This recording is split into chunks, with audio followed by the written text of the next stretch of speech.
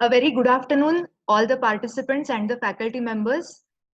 After the first two modules in which we discussed about basics of diabetic kidney disease, I would like to welcome all of you for third module of CME certificate course in prevention and management of diabetic kidney disease. We all clinicians practice evidence-based medicines. So landmark trials, their results, they guide us how to manage our patients in clinical practice.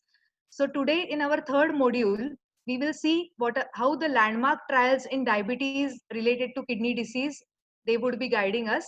So today, Dr. A.G. Unnikrishnan, our CEO and Chief of Endocrinology Department, would be talking on third module, which is glucose control and DKD. What are the lessons from landmark trials? Today, we also have Dr. Charan Bae, who is our consultant nephrologist, and who he would be talking on module 6 to chair the session. Over to you, sir. Thank you, Dr. Veda, and thank you for starting the event. And Dr. Charan Bale is also going to be a panelist. And let me start by sharing my screen.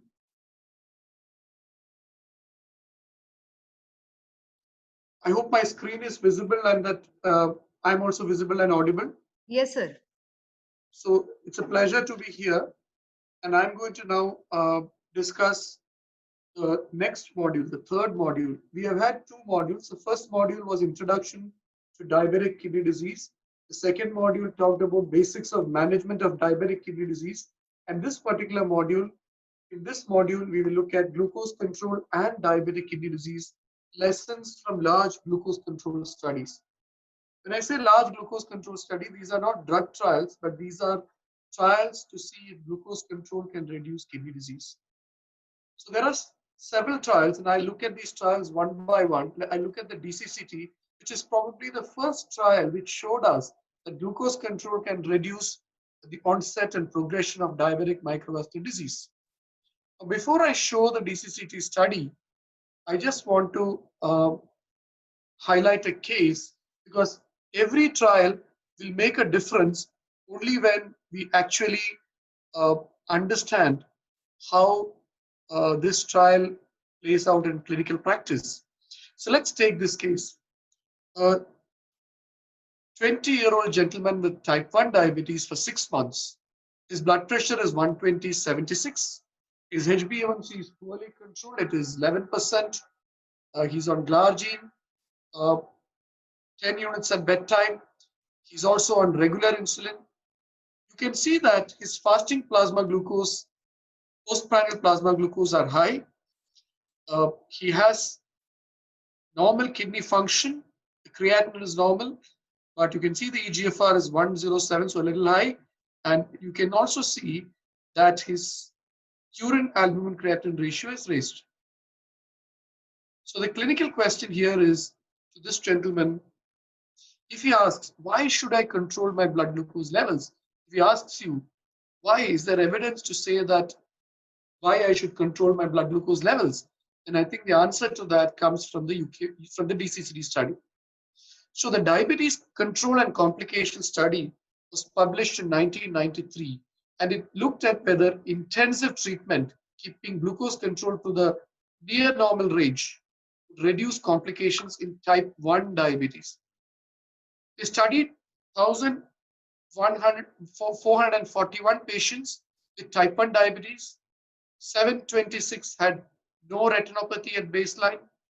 715 had mild retinopathy at baseline, and they were randomly assigned to intensive treatment or conventional treatment.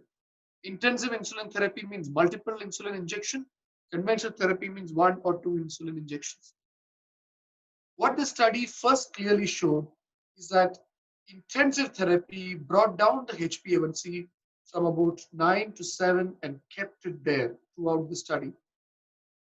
And you can also see that the blood glucose, the capillary blood glucose, also came down in the intensive arm.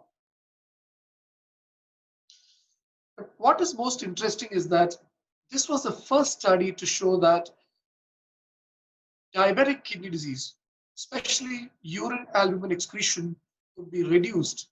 Onset of microalbuminuria and macroalbuminuria. This was a primary prevention cohort, where there was no retinopathy, secondary prevention cohort where there was mild retinopathy. In both these cohorts, you can see that there was a 34% risk reduction of onset of microalbuminuria and onset of macroalbuminuria. Remember, the new name for this is moderate albuminuria or severely increased albuminuria. And this benefit was even higher when you look at secondary intervention cohort. And if you look taken together, what it showed is that there was a reduction in the progression and onset of kidney disease by between 39 to 54%. And this again looks at it in a stepwise manner. You will see that in intensive therapy, there is a decrease in the onset of diabetic kidney disease, and there is a decrease in the progression of those who already have microvascular complications. This is what is the importance of this study, and why do doctors keep on talking about this study? We always keep on talking about this study because this is the first study that showed that glucose control can reduce the onset and progression of diabetes related microvascular complication, and this was done on type 1 diabetes subjects. So ladies and gentlemen, the answer to this question, if this 21-year-old gentleman is coming to your clinic and asking you, why should I control my sugars? You can easily say that, yes, because normoglycemia will reduce the risk of vascular complications such as neuropathy, retinopathy, and most importantly, the focus of our course is diabetic kidney disease. We've looked at the DCCT study, and we showed that glucose control can reduce the onset and progression of diabetic kidney disease, diabetic retinopathy, and diabetic neuropathy. Let's look at the UKPDS study. Now, the UKPDS study compared the effects of intensive blood glucose control with either sulfonylurea or insulin versus conventional therapy on the risk of microvascular and macrovascular complications in type 2 diabetes. This was a randomized control trial. The UKPDS again was published in the 1998. 3,867 subjects newly diagnosed type 2 diabetes. The median age was 54 years, who even after diet, 3 months of diet, who had hyperglycemia were randomly assigned to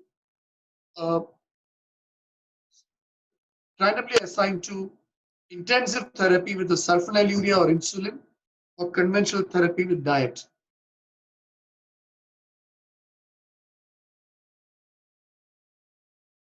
Conventional therapy with diet. You can see the HbA1c came down in the intensive arm compared to the conventional arm. And the conventional arm, there was initial normalization of HbA1c, and then the HbA1c rose and rose and rose. In the intensive arm, also, sound outside. In the conventional arm, the HbA1c was rising and rising and rising. Why did the HbA1c rise and rise and rise? And that's because the beta cells fail and fail and fail. In the intensive arm, also, after an initial dip in HbA1c, the HbA1c rose and rose and rose. But even then, there was a significant reduction in HbA1c if you look at the intensive arm versus a conventional arm. In the intensive arm, the HbA1c was lowered. But what is the most important finding of the UKPDS? When they took a composite of the important microvascular complications, that is renal failure or death, vitreous hemorrhage or photocoagulation, what they found is that there's a significant reduction, almost a 25% reduction in the risk of these complications years after randomization. So in other words, intensive glucose control reduced retinopathy and nephropathy by about 25%. If you look at the DCCT study and the UKPDS study, and if you look at renal dysfunction, what you will find that the onset of microalbuminuria was reduced, and the progression of onset of macroalbuminuria was reduced, and the reductions are quite statistically significant. You can see that the difference between the intensive arm and the control arm in the UKPDS was 7% versus 7.9%. So only a 0.9% reduction there. And you can see that that resulted in a good outcome. And in the type 1 diabetes, the reduction was 9. In DCCT, the reduction was 9.2 to 7.2. So what does that tell us in clinical practice? It tells us that in a type 1 diabetic subject, if you can reduce the HbA1c from 9.2 to 7.2, you can prevent microalbuminuria and macroalbuminuria. The risk reduction, the relative risk reduction for both for microalbuminuria is about 34 to 43%. Reduction of macroalbuminuria, secondary prevention is about 56%. And if you have a patient with type 2 diabetes, if you reduce his or her HbA1c from 7.9 to 7%, you can reduce microalbuminuria by 24% and macroalbuminuria by 33%. There was also a significant reduction in the number of patients who experienced a doubling in serum creatinine. The numbers were small, but it was statistically significant. I've looked at the DCCT study, which showed a strong effect of glucose control in type 1 diabetes. Then I talked about a UKPDS study, which showed a strong effect of glucose control in type 2 diabetes. Now let's look at the advanced on study. The advanced study, the rationale and objective of the advanced study was that in type 2 diabetes, again, this is a glucose control study. The effects of intensive glucose control in type 2 diabetes is still uncertain, especially the macrovascular outcomes. So this is a factorial randomized trial which looked at the effect of intensive control on macrovascular and microvascular complications. And this study was done in almost 11,140 type 2 diabetes across 20 countries. And what was the endpoint? The endpoint was mainly macrovascular and, of course, microvascular. The macrovascular was non-fatal stroke, non-fatal MI, and cardiovascular death. The microvascular was new or worsening nephropathy. Let's look at what happened to this study. In this study, eligible people entered 6-week period, continued their glucose control along with perindopril and indapamide. And those who tolerated it were now, after this, randomized into intensive control with gliclazide and standard control according to local guidelines. In intensive control, they aimed for an HbA1c less than 6.5 and about a similar number, 5571 and 5691 people were included in both the arms. The patient profile was a patient you would see in your clinic, type 2 diabetes, first diagnosed at age more than 30 years, HbA1c average was about 7.5, and additional risk of vascular events. So unlike UKPDS, which looked at newly diagnosed patients, just took people with older age group, more than 55 years, with history of major microvascular disease or other risk factors for vascular disease. Let's look at what the study showed. Now, the study showed that the HbA1c in the standard arm was 7.3 and HbA1c in the intensive arm was 6.5. Though this used gliclazide in the intensive arm, this was not a gliclazide alone study. This was a study of glucose control. So in one group, they achieved 7.3. The other group, they achieved 6.4. The strength of this study is a large sample size, the multinational cohort, and the focus of selecting people who have a high risk of cardiovascular or macrovascular disease. So if you look at the primary endpoint, the combined major or macro or microvascular disease, there was a 10% reduction, hazard ratio of 0.90, and it was statistically significant. So a gliclazide XR-based intensive arm, there was a significant reduction of major microvascular outcomes, and that was probably, the authors said, going to reduce nephropathy, which was reduced by 21%. So the macro plus micro was reduced by 10%. Micro alone was reduced by 14%, and that 14% was driven by 21% reduction in nephropathy in the advanced study. If you look at so I've looked at major microvascular. Now let's look at, because this course is on diabetic kidney disease, let's look at new or worsening of nephropathy. Now with intensive arm, there was significant, almost 65% reduction in dialysis or kidney transplantation. And therefore, this showed very strong result for early intensive glucose control with a gliclazide-based regimen. But I'm not saying that it should be gliclazide. This study used gliclazide, but intensive glucose control is probably very important. But yes, there is evidence with gliclazide. Let's look at the progression of nephropathy. This looks at the progression of microalbuminuria on your left, macroalbuminuria in the middle, and general progression of albuminuria by more than one step. What is very evident is that all these p-values are statistically significant, is that intensive glucose control reduced the progression of nephropathy as defined by albuminuria. Also, it's very interesting that there was also a regression. If you look at intensive glucose control versus standard glucose control, there was a regression of nephropathy in more than 60% of subjects with albuminuria at baseline. What do we as doctors want to look at? We as doctors want to look at what is the number needed to treat. What is the number needed to treat? The number needed to treat is absolute 1 by absolute risk reduction. So how many patients do I need to treat to prevent 1 ESRD? So the number is, if you treat 410 patients with intensive glucose control, you can prevent 1 end-stage kidney disease. If you treat 152 patients with intensive glucose control with gliclazide, you can prevent 1 albuminuria. And if you treat 41 patients with this intensive glucose control with gliclazide-based regimen, you can achieve 1 reduction in macroalbuminuria. So therefore, intensive glucose control may reduce the ESRD burden, and this is the follow-up of the advanced study. Just like the UKPDS had a follow-up study, which showed that glucose control benefits in the long run. Just like DCCT had a follow-up study called EDIC. I'll talk about that legacy effect later.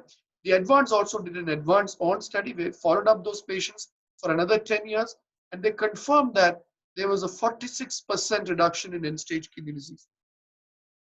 And the results also showed that intensive glucose control showed a reduction in end-stage kidney disease after 10 years, and the benefits were greater for people who had no kidney disease at baseline. So don't wait for kidney disease to happen to control blood glucose levels. Even if you wait for kidney disease to happen, you can still achieve a control. But people without CKD at baseline, there was an 84% reduction in ESRD. So what is the implication of this? Treating patients with diabetes before they reach CKD with an intensive regimen will prevent CKD in the long run, end-stage renal disease in the long run. But even if the patient has stage 1 or stage 2 CKD, you can reduce the risk by 66%. So this is a recent publication of the advance on result, just published in March 2020. They looked at whether the effects of intensive glucose control on atherosclerotic cardiovascular disease and HbA1c at baseline made a difference. In 5 years follow-up, they found there was a reduction in the development of macroalbuminuria, but of course, whenever you go for intensive control, hypoglycemic events are higher in the intensive arm. The major benefits for patients with advanced in type 2 diabetes were similar, regardless of the baseline cardiovascular risk or HbA1c. So as a doctor, what can you take home from this paper? 3 points. Number 1 is that whatever the baseline HbA1c, intensively controlling it will help your patients. Number 2, whether the patient has cardiovascular disease or no cardiovascular disease, treating glucose aggressively will benefit the kidney disease. And as I showed from the previous slide, if you take patients without kidney disease and treat them, you can reduce kidney disease with intensive control by more than 80%. But if you take patients with pre-existing kidney disease and again give them intensive control, you still get a 60-65% lowering of the risk of end-stage kidney disease. So just to summarize the results of the advanced and advanced on study, analysis suggested that intensive glucose control improves renal outcomes, significant reduction in the progression of nephropathy, significant regression in more than 60% of micro or macroalbuminuria. By regression, I mean macro may become micro or micro may become normal.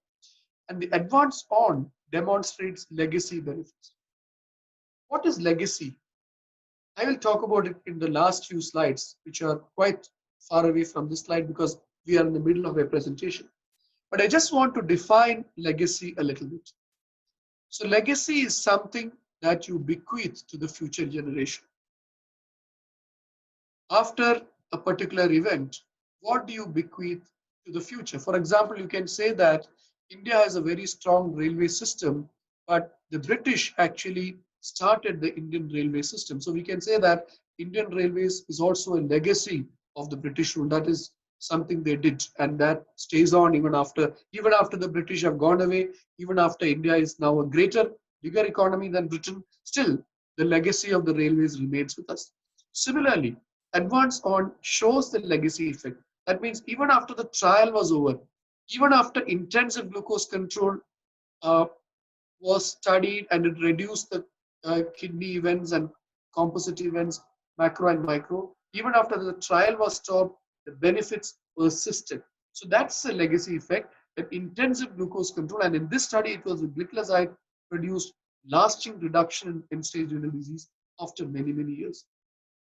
And only 41 people with macroalbuminuria are to be treated to prevent one end-stage renal disease. And that makes it a very, very favorable number because intensive glucose control with a gliclazide-based regimen or really with any of the oral drugs that we have at our command can reduce, if you give it to 40 people with macroalbuminuria, you're preventing one end-stage kidney disease. Isn't that very good for our patients? We looked at the DCCT study, which showed glucose control benefits type 1 diabetes, micro, macro, everything. We looked at UKPDS study, which showed that glucose control benefits type 2 diabetes only for micro, but in the follow-up, they showed macro also benefited. But yes, kidney disease benefit was seen. Then we showed you the results of the advanced and advanced on study, which showed a 10% reduction of micro or macro, the composite endpoint. But again, strong evidence that glucose control reduces kidney disease. All these three studies, the DCCT, the UKPDS, and advanced on, showed that glucose control can reduce kidney disease. Now let's look at a fourth study, which is called the ACCORD study. And here I want to show another case. Let's assume an 80-year-old lady with type 2 diabetes with 20 years. This is an illustrative, representative image. Her blood pressure is 140/86. And you can see that she has reasonably good control. If you look at the American Diabetes Association, they say that in older people, HbA1c of 7.5 is okay. So she has very reasonable blood sugar control. She's already on glargine, 15 units at bedtime. She's intolerant to metformin. As you can see, she's quite thin and frail. And older people may have GI disturbances. And she's also on a modified release preparation of gliclazide before breakfast. And she's on sitagliptin before dinner. You can see that her fasting is 139, a postprandial is 192, a blood urea is 34, a serum creatinine is 1.2, the urine albumin creatinine ratio is normal, her EGFR is calculated by the CKD EPI formula, which we said was the best formula, is about 35. So let's look at if this patient comes to your OPD. Would you lower the HbA1c of this lady further? She's 80. She's got long-standing diabetes. She's on glargine, gliclazide, and sitagliptin. Blood pressure is, well, 140/90. It should be below 130/80, but 149/86, 140/90, not very high. The EGFR is low, but that's more of the function of age. The glucose levels slightly high. Would you aggressively lower the HbA1c of this patient? So this was answered. This question was answered in not fully answered, but partly answered in the ACCORD study, because my patient, which I showed you, is really old. The ACCORD study had a very important glycemia research question, because ACCORD study had glycemic arm, lipid arm, BP arm. I'm only talking about the glycemic arm. So in the ACCORD study, they asked the question, if you take middle-aged or older adults with type 2 diabetes, And if you take people at high risk of cardiovascular event because of coexisting cardiovascular disease or additional cardiovascular risk factors, does a therapeutic strategy that targets HbA1c below 6% reduce the cardiovascular events more than a strategy that targets HbA1c between 7 to 7.9%? In other words, we take this patient, I showed you a patient whose HbA1c is 7.7%. So that patient has a HbA1c between 7 to 7.9. So if you bring the HbA1c of this lady to below 6%, is it going to help the patient? The sample size was very good, 10,251 subjects, randomized to intensive versus standard therapy. And this was the participant eligibility. Of course, my patient was 80 years. This study took either 40 to 79 years or 55 to 79 with atherosclerotic cardiovascular disease, albuminuria, left ventricular hypertrophy, or CVD risk factors, creatinine below 1.5, and of course everything generally in order. This study looked at older people with high CV risk and looked at whether this treatment can reduce the first occurrence of non-fatal myocardial infarction, non-fatal stroke, or cardiovascular death. There were a lot of secondary endpoints, including nephropathy and neuropathy. But it's important to remember that ACCORD study looked at myocardial infarction, stroke, or cardiovascular death. So this was the age group. Average age was 62 years. The median diabetes duration was 10 years. 39% were women. 35% had a previous CVD event. 65% were white. The mean BMI was 32 kilograms per meter square. So mainly obese people. HbA1c was 8.3. Blood pressure was good, 136/75, and the LDL was 105. So you see that when they aggressively tried, they succeeded. The HbA1c, really, the mean difference in HbA1c was 1.1%. In the intensive arm, there was a 1.1% reduction in HbA1c compared to the control arm. But what it showed, very, very surprising result. Usually we like to see lines which show that intensive is better. Here you see intensive control was worse. In fact, intensive control had a hazard ratio of 1.22, which means that there was a 22% increase in mortality in the intensive control group, and the p-value is statistically significant. Of course, if you look at the primary outcome of, if you look at the primary outcome of composite non-fatal MI, non-fatal stroke, or CV death, hazard ratio was neutral because the confidence interval overlapped 1. But still, what it showed is that the mortality was higher in intensive. Primary outcome was not significant, but the mortality was high. In other words, if you take older people with long-standing diabetes at high risk of cardiovascular event and try to bring their HbA1c to below 6%, that's not a good thing for the patient because that may increase mortality. But if you look at other outcomes like the development of renal failure, retinal photocoagulation, or vitrectomy, or neuropathy, again, it was a neutral outcome. If you look at microalbuminuria, again, there was a reduction in the development of microalbuminuria. So one of the few positive things that you got in this ACCORD study was that good glucose control, even in older people, even with long duration diabetes, even at high risk of CV events, glucose control reduced microalbuminuria. The hazard ratio was 0.85, which means 1 minus 0.85 is 0.15. There was a 15% reduction in microalbuminuria. There was a significant reduction in onset of macroalbuminuria, which is like the new term for that in the KDIGO classification is severely reduced, severely increased albuminuria. So you can see that the hazard ratio was 0.71.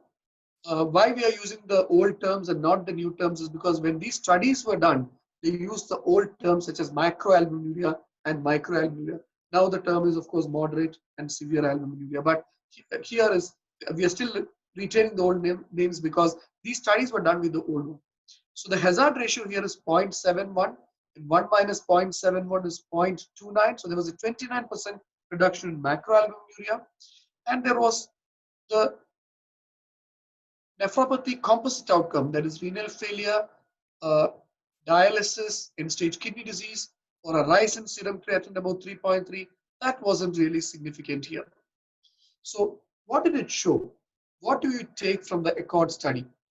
What we take home is that compared to reaching a HbA1c of 7.79 in older people with high cardiovascular risk, uh, reaching a HbA1c of below 6% or near normal will increase mortality.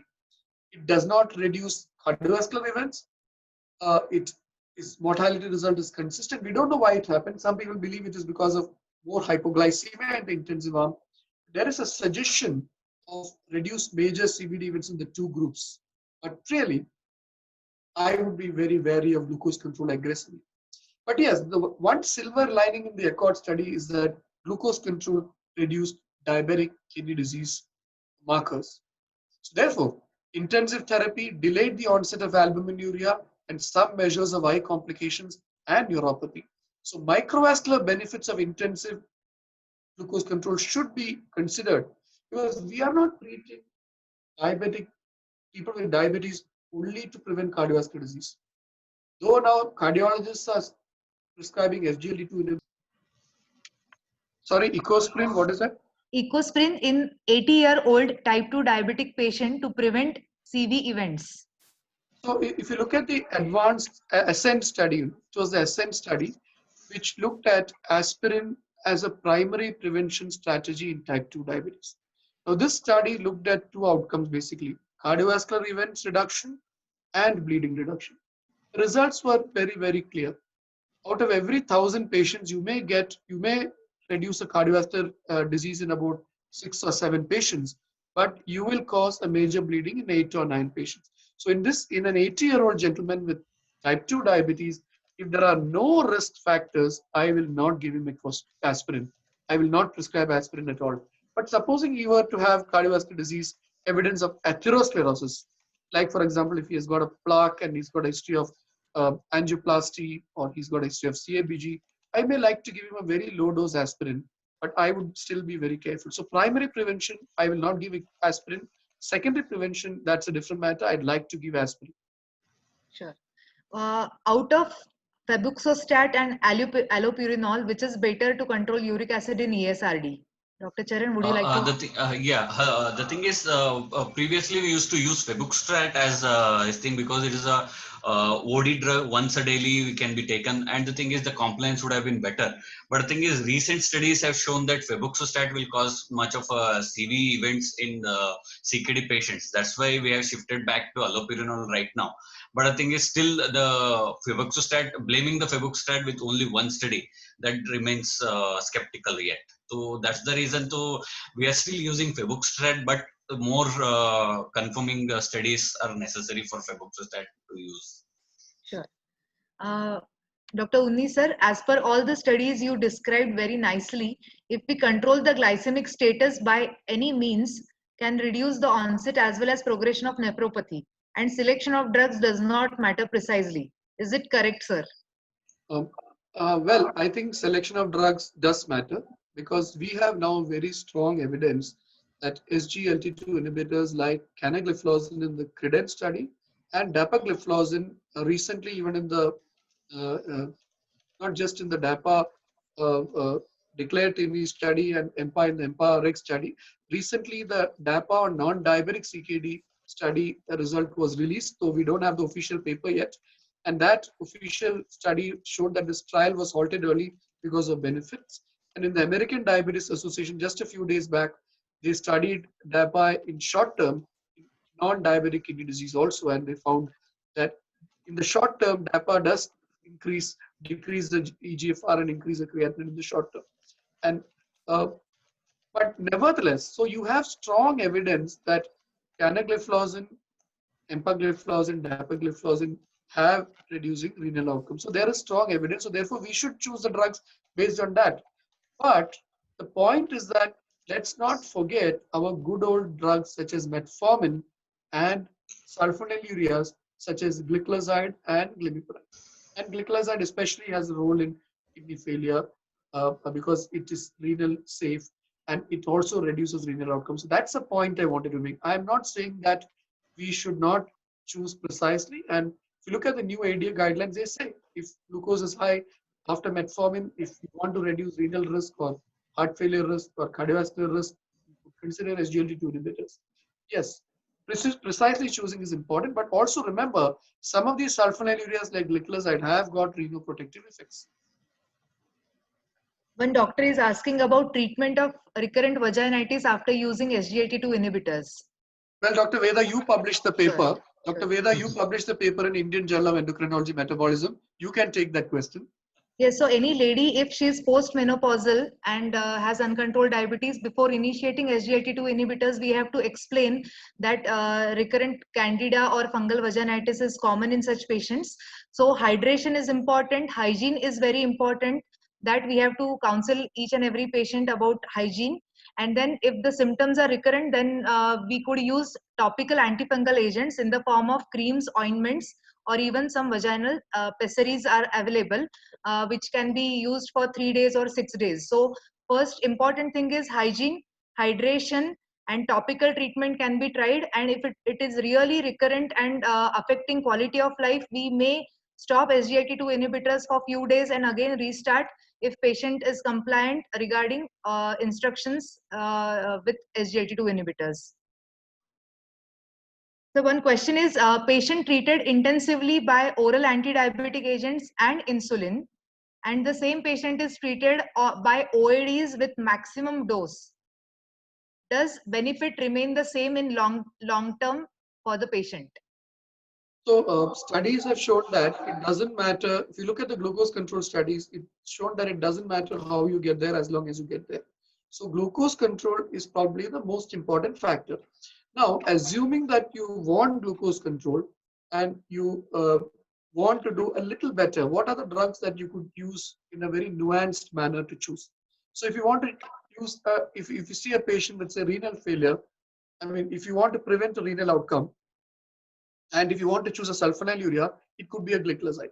If you want to prevent the onset and progression of renal disease or cardiovascular disease, it could be an SGLT2 inhibitor. If your patient is obese and you want to prevent only atherosclerotic cardiovascular disease, it could be a GLP-1 analog. So based on these things, you can precisely choose the patient for the outcome. So yes, the answer to the question is oral drugs or insulin. If you achieve control, it is good.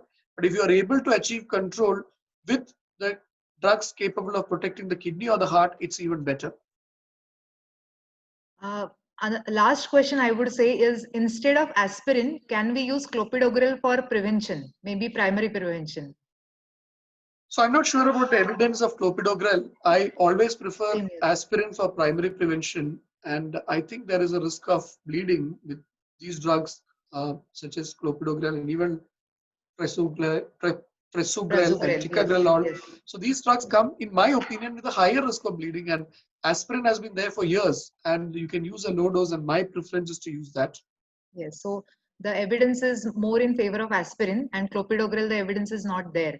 So there are some more questions. I think there's some question in the chat box also.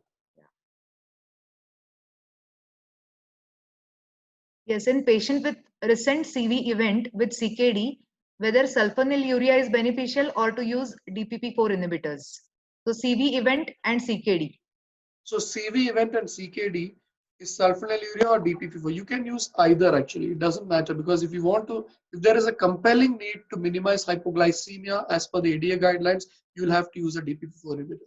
If you do not have that and your HbA1c has to be brought down by 2 or 3%, then it's only insulin or sulfonylureas that will help, because DPP4s will bring down HbA1c by only 0.8. And I just want to add that you may like to use SGLT2 inhibitor in this. There are some questions on DKD and anemia, and we may be covering that in the later modules. Yes. And there is a question on how to monitor glucose control, SMBG, how many times in a week. That also depends. If somebody is on oral drugs, we don't advise them to monitor SMBG. If they are on insulin, basal insulin, maybe twice a week. they're on premixed insulin, maybe twice a week. And if they're on basal bolus, every day, no question, 3 to 4 times a day. So what is the lower limit of EGFR beyond which gliclazide should be stopped? So I stop it at 30, but as Dr. Charan Bale, he's a nephrologist, he mentioned that he uses it even up to 15. So I think that could be a clinical decision you can take. Sure. So thank you so much, sir. Should we close the session? Yes, sure. Thank you so much, Dr. Unnikrishnan, for the excellent session, and thank you so much, Dr. Charan Bade, for chairing the session. So we'll be meeting for the next module on Tuesday, which will be on oral anti-diabetic medications and DKD. Thank you so much. Thank you, everybody. Thank you, Dr. Charan. Thank you, Dr. Veda. Have a great day.